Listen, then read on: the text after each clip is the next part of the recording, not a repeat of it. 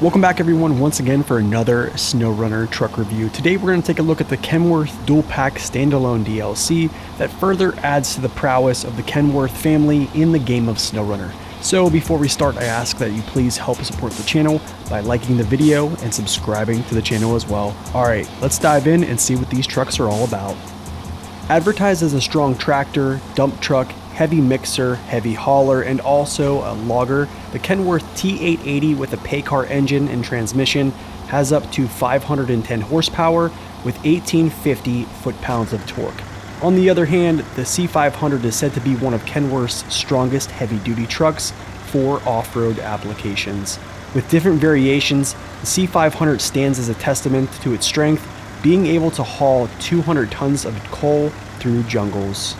The three main versions according to Kenworth's brochure are the C500, the C500 Twin Steer, and the C500K, which is the cab over. In SnowRunner, some barriers have been broken down with both of these vehicles. First, we will briefly talk about the T880, and then we will talk about the C500 as usual, starting with the downsides. To some, if not most, players' disappointment, the Kenworth does not have an all-wheel drive option, similar to that of the Kenworth W990. And this basically just springboards us into downside number 2. In the game of SnowRunner, we pretty much as drivers know that there are areas where you absolutely need all-wheel drive to survive.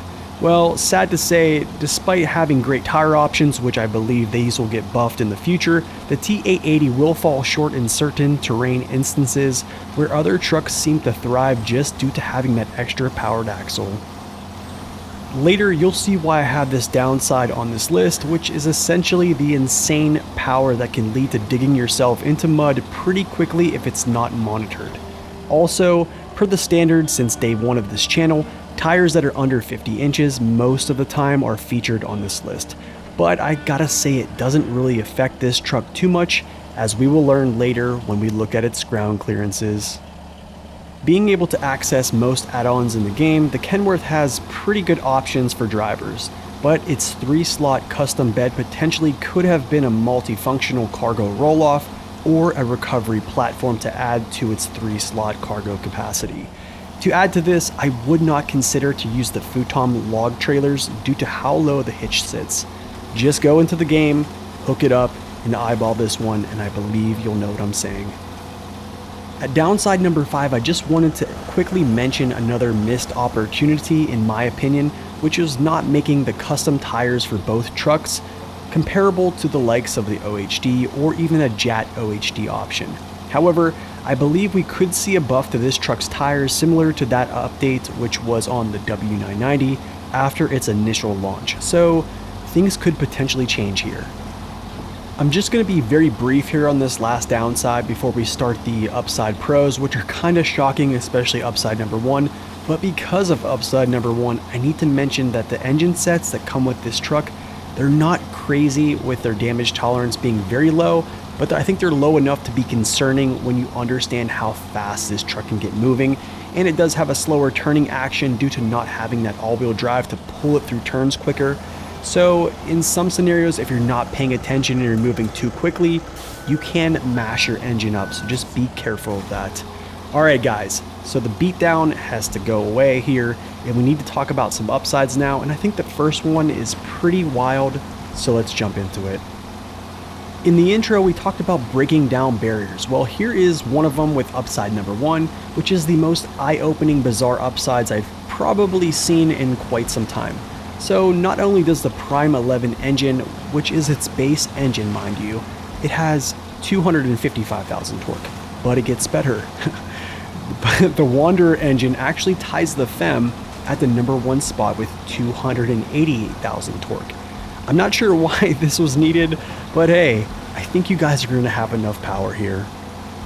Unlike the norm that some US trucks follow with their stability being kind of poor, the stability on this truck I believe is actually pretty decent enough to not worry about falling on your side as frequent as others. With cargo and add-ons attached that are pretty heavy in nature, this can be subject to change, but I think you guys already understand that principle. But overall, I do think it's better than others. With best-in-class power, and in this instance weight as well, it's actually quite needed due to lacking that all-wheel drive option or those special tire codes that the W990 gets. That weight, along with applying weight to its drive axles, definitely will aid in its performance, along with our next upside, which is absolutely rather eye-opening as well. Contrary to the norm of US trucks having low heights when it comes to ground clearance, the T880 basically has a raised suspension that you can attach, but it also pretty much has another built-in raised suspension already. When you look at these collision mesh models, or these hitboxes if you will, that I have on screen right now, you will see that it hardly has anything under there. And this is just kind of bizarre, and it's one of those barriers I talked about that this truck is just breaking through. And it's just kind of crazy to see because it gives me that Earth Roamer plaid feels, which is quite impressive. While I do think Sabre will add a boosted tire option similar to that of the W990, which I mentioned earlier, being the second truck in its class to have a heavy tire option is actually something that is notable. The OHDs are simply one of my favorites. Despite not having an onboard winch associated with its 3-slot custom bed, the Kenworth still has most add-ons that folks will need aside from the normal 2-slot bed with a crane attached and potentially a hitch trailer behind it. But honestly, I think it's more set up to be a semi-tractor. Even with an engine that says it's inefficient, its consumption actually doesn't incur an all-wheel drive penalty that would boost its consumption, making it rather thirsty, because it just doesn't have an all-wheel drive option, right? With this knowledge, and that of its tank size, and also the roof rack that it does have, we basically can conclude that its range will be very good, and it'll be similar to that of its other Kenworth brother, the W990, which we have been comparing it to this whole time, and it's actually very respectable. Alright, let's move on and let's talk about the revered C500. With 47-inch tires and not so favorable of a collision mesh or a hitbox if you will, while also lacking a raised suspension option, the C500 in my time testing it has been caught up in places that can grab trucks by the frame. Most notably large boulders and also high centers in general. These you'll just have to navigate around, use better tire placement, and also use the winch or the mini crane as shown in my crane tips video. Not only does it have sub 50-inch tires, low ground clearance, but it also has something I noticed with its long wheelbase and its frame that is also very rigid. You'll hear me rave about upside number 4 coming up shortly, but the frame doesn't allow the truck to deal with upsetting conditions when hit from the side. I've been flipping over very abruptly from just hitting boulders at low speeds, and this is something I think is very few and far between, but it has happened to me, and here's the example. Yeah, it's a 4x2 from Spin Tires. Yeah, that thing actually is surprisingly capable. Surprisingly.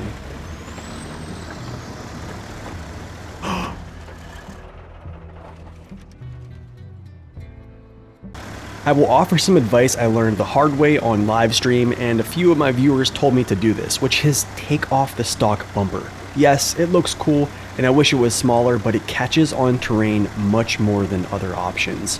Maybe in the future we can get some type of low profile bumper that can show off more of the truck's front end. Who knows? I must also mention that its hitch is quite low.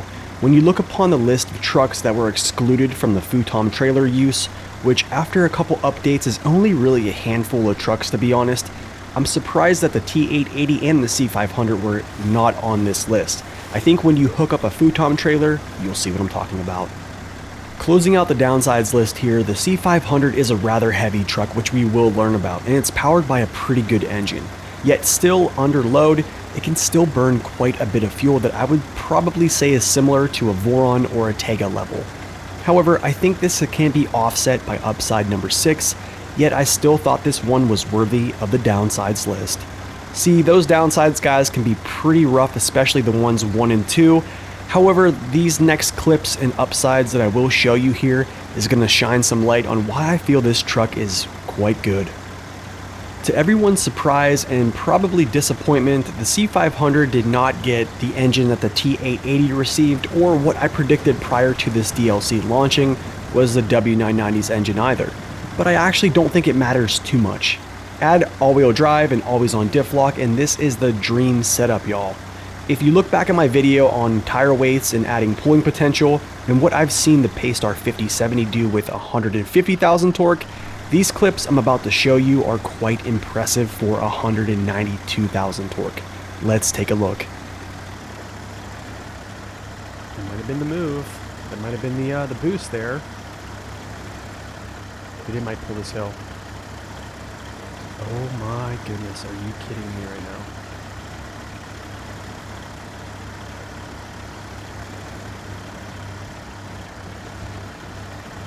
This is like near vertical. Wow, that was crazy. Forgive me for jumping the gun there on upside number 1 talking about tires, but here we are at upside number 2. Having mentioned those said tires, the C500 is the first in class to have those revered OHDs that I have been asking for to be put on heavy duty trucks since 2022. Finally, from the clips you've seen previously, this is essentially what can happen when applying these to said vehicles. Even though they are sub 50 inches, they can really push through with weight on drive axles. You probably noticed the upside snowball effect continuation here at upside number 3. With best in class weight by a good margin, exceptional tires, and its pulling power, all these things tend to form a coalition producing performance that is respectable. However, this next upside I'm going to talk about, despite mentioning its rigid frame issues, was a jaw-dropping experience to actually witness on livestream.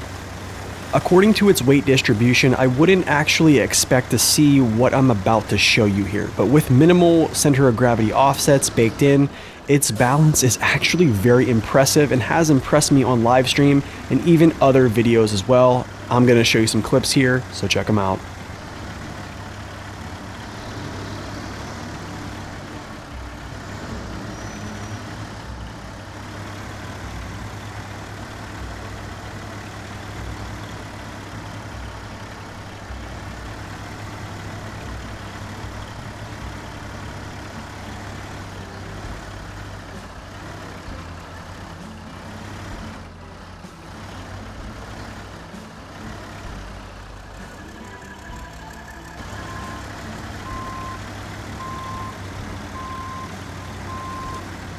I think a lot of people are going to complain about it in some ways, but honestly, it's actually very impressive.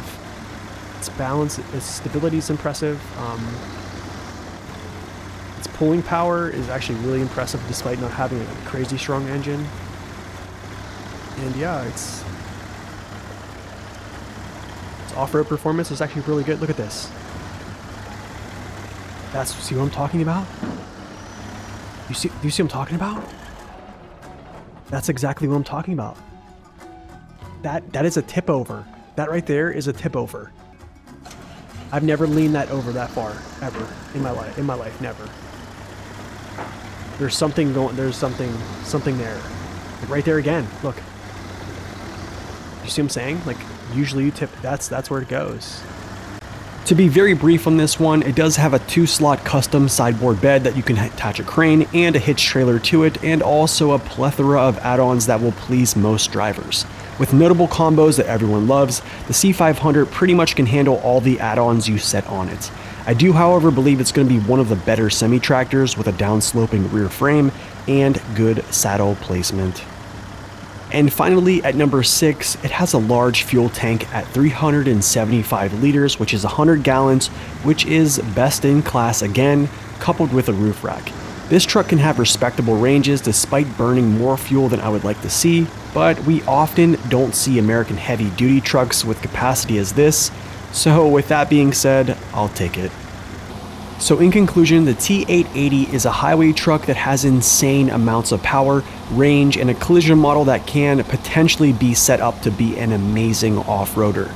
I'm not sure why it got that engine, to my surprise, but alright Sabre, it's your call. Truthfully though, it does have potential, and I wouldn't be surprised if it gets a tire coating adjustment, which would make it essentially power creep the W990 if I might say so. I cannot say I'm an advocate or a believer of it getting an all-wheel drive option unless some things are toned down here. One would probably have to be its power, and 2, its collision model would probably have to get nerfed, because if it got an all-wheel drive kit with its current collision model and its current power, it essentially becomes one of the best trucks in the game, which I don't believe it should be. The C500 on the other hand is one that has become one of my favorite vehicles so far. I don't think it actually should get a bigger engine. I think it's more of a slow, grinded out vehicle that pushes forward, whether or not it's at slower paces or not. From what I've gathered, its ability to stay on its wheels and pull weight at comfortable speeds makes it at the top of its class currently, in my humble opinion. Simply speaking, I've been waiting for a truck to be added to the game that have real performance inhibiting downsides that drivers need to mitigate, and while working toward their strengths to accomplish the mission. This truck is that, and it has handled a lot of what I've thrown at it and survived. It will probably not contend with the likes of the higher tier off-road trucks, but I actually enjoy playing this one a little bit more. Try the Kenworth Dual Pack out and let me know what you think. I really hope this review gave you a fresh, new perspective on the Kenworth T880 and the C500. Please smash that like button.